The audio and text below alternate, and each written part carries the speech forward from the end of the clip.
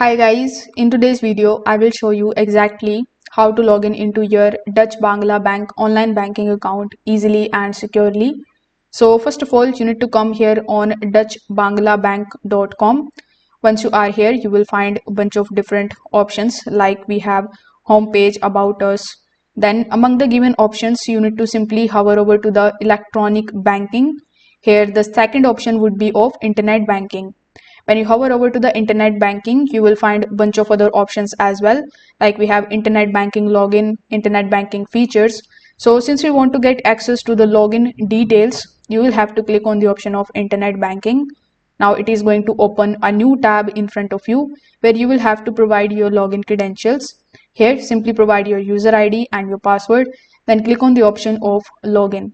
Now, as soon as you click on the option of login, you will get access to your Dutch Bangla Bank online banking dashboard very easily. If this video helped you out, make sure that you like this video and subscribe to the channel.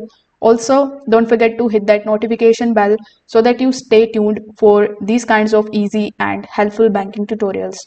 Thanks for watching.